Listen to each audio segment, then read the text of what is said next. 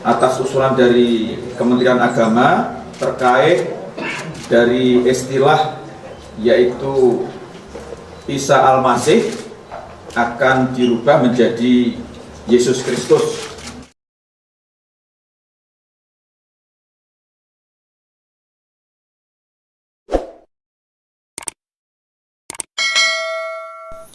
Assalamualaikum warahmatullahi wabarakatuh. Oke teman-temanku sekalian, selamat datang di channel Islam News TV, yang mana insya Allah channel ini berisi mengenai konten-konten Islam terbaru, mengenai konten-konten berita Islam terupdate dan terviral yang insya Allah bermanfaat.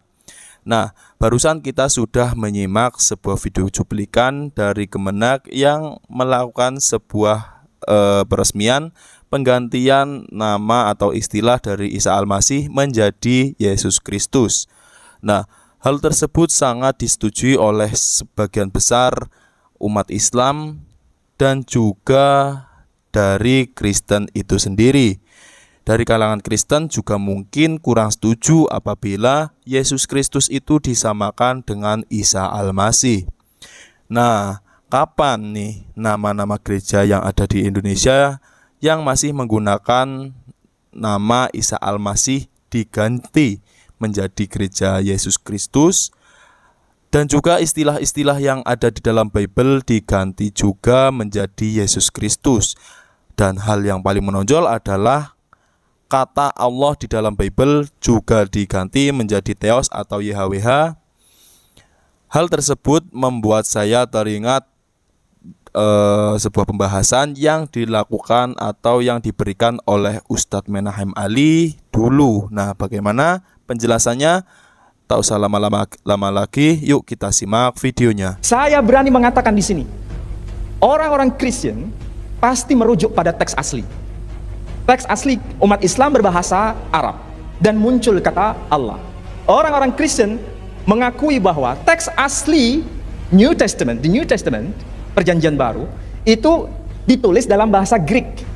Tapi di dalam bahasa Greek tidak pernah muncul kata Allah, satu pun tidak pernah muncul.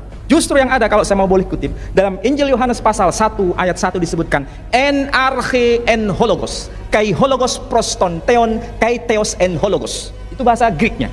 En arche, pada mulanya. Orang Malaysia mengatakan pada mulanya. Di Indonesia pada mulanya. En arche, en hologos adalah logos. Logos itu kalau bahasa kita sama dengan firman.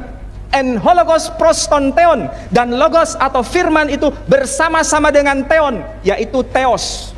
Kai theos en hologos, dan firman itu adalah theos. Jadi yang ada itu kata theos, kalimah theos, bukan kalimah Allah. Merujuk pada teks asli. Kalau teks asli tertulis theos, theon, lebih baik itu yang dipakai sebagai identity marker orang-orang Kristen di Malaysia maupun di Indonesia atau Asia Tenggara ini. Seharusnya menggunakan theos. Dan Roman Katolik yang menggunakan bahasa Latin, muncul kata dios. Dios dan theos, dios bahasa Latin, theos bahasa Greek. Latin dan bahasa Greek itu satu rumpun. Maka yang satu menyebutnya dios, yang satu theos. Dan ini satu akar dengan bahasa Sanskrit, dios. Maka ada dius pater. Jadi satu rumpun. Jadi kalau kembali pada teks asli sebetulnya tidak ada masalah. Dan umat Islam merujuk pada teks asli, muncul kata Allah. Nah, masalahnya yang terjemahan bahasa Indonesia atau bahasa Melayu diterjemahkan apa? Pada mulanya adalah firman, firman itu bersama-sama dengan Allah, dan firman itu adalah Allah. Yang di negeri Arab, yang Injil berbahasa Arab menyebutkan fil bad'i kanal kalimah wal kalimatu kana indallah wal kalimatullah. Jadi mereka menggunakan istilah Allah dalam konteks Kristen Timur Tengah, betul, ada kata Allah. Tapi ingat, itu bukan teks asli. Itu adalah teks terjemahan Injil berbahasa Arab. Sebuah video pendek penjelasan dari Ustadz Menahem Ali yang sangat jelas.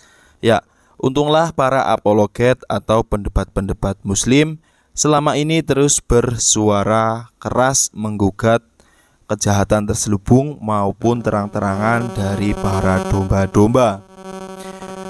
Seperti halnya juga Ustadz Zuma atau Ustadz Zulkifli yang terus berdakwah melalui media beliau, terus berdebat melawan pemurtadan atau misi-misi dari kaum kafir.